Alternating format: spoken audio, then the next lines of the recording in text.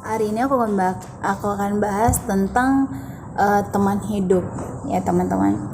Eh, Kalau aku pribadi, semasa aku mencari teman hidup, apa yang aku lakukan di masa-masa muda? eh Beberapa kali aku pernah yang namanya patah hati ya.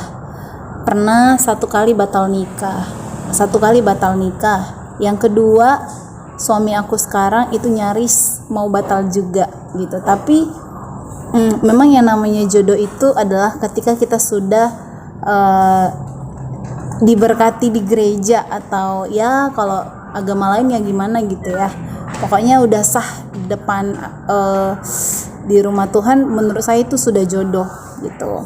Kalau pacaran itu belum jodoh. Nah, apa yang saya lakukan teman-teman, saya bangun hubungan sama suami saya yang sekarang itu kurang lebih 5 tahun ya.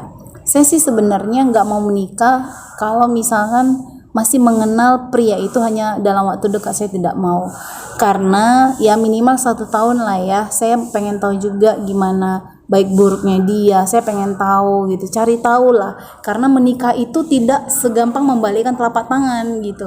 Banyak loh yang saya lihat teman-teman saya menikah itu tapi babak belur. Kenapa? Nggak siap secara mental.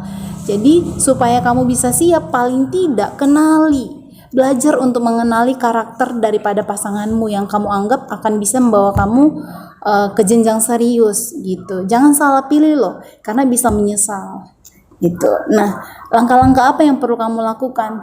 Kalau aku pribadi nggak banyak sih. Yang aku lakukan itu, pertama, aku deket sama yang di atas. Aku ikuti komunitas-komunitas yang positif gitu ya.